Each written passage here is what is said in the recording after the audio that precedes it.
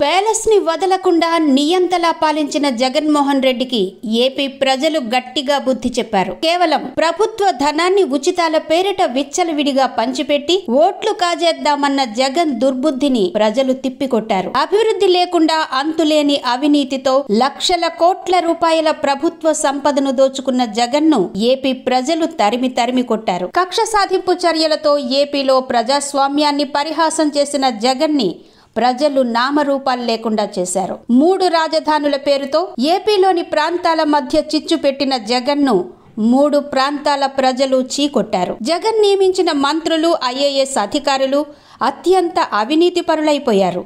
Chief secretary Jawahar రెడ్డితో సహా అనేక మంది కలెక్టర్లు కలెక్షన్ కింగులుగా మారిపోయారు. సీఎం కార్యాలయం దోపిడి దొంగల కేంద్రంగా మారిపోయింది. సామాన్యులకు ఎటువంటి పనులు జరక్క 5 ఏళ్లుగా తల్లడిల్లిపోతున్నారు. జిల్లా కేంద్రాల్లో నిర్వహించిన స్పందనలో కూడా ఎటువంటి సమస్యలు పరిష్కారం కాలేదు. అధికారులు తమకు కావలసిన భూ లావాదేవీలను నిర్వహించుకుని కోట్లాది రూపాయలు కాజేయడమే పనిగా పెట్టుకున్నారు. వీరిపై ప్రభుత్వానికి ఎటువంటి అజమాయిషీ లేకుండా పోయింది. దీంతో ప్రభుత్వం పట్ల ప్రజల్లో తీవ్ర వ్యతిరేకత ఏర్పడింది. ఉచితాలు ఇస్తున్నాం కదా, ప్రజలందరూ తమ బానిసలే అన్నట్టు జగన్తో సహా మంత్రులు, శాసనసభ్యులు వ్యవహరించారు. కానీ చెత్త పన్ను, విద్యుత్ ఛార్జీల పెంపు, ఆస్తి పన్ను, నిత్యావసరాల ధరల పెరుగుదల ప్రజల్ని తీవ్రంగా కుంగదీసింది. సమస్యలు చెప్పుకోవడానికి ఎటువంటి అవకాశం లేకపోయింది. చిన్న స్థాయి అధికారి కూడా శాసనసభ్యుల మాటకు విలువనివ్వలేదు. ఇక కలెక్టర్లైతే మరింత దారుణంగా వ్యవహరించారు.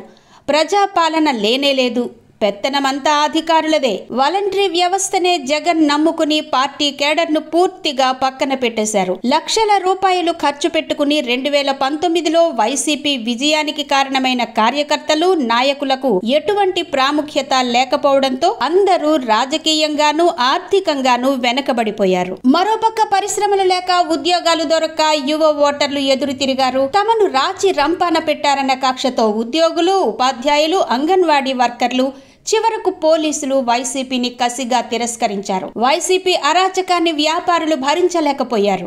ముఖ్యంగా ల్యాండ్ టైటిలింగ్ చట్టం వైసీపీ పునాదుల్ని కుదిపేసింది. మట్టి, ఇసుక, గ్రావెల్, గనులు, తెల్లరాయిల దోపిడితో చేసిన దౌర్జన్యాన్ని ప్రజలు సహించలేకపోయారు. తెలుగుదేశం పార్టీ మేనిఫెస్టోను కూడా ప్రజలు చూసినట్టు లేదు. జగన్ను వెంట తరిమి కొట్టాలన్న ఒకే లక్ష్యంతో ఏపీ ప్రజలు ఓట్లు వేసినట్టు ఓటింగ్ సరళిని బట్టి స్పష్టంగా వెల్లడవుతోంది.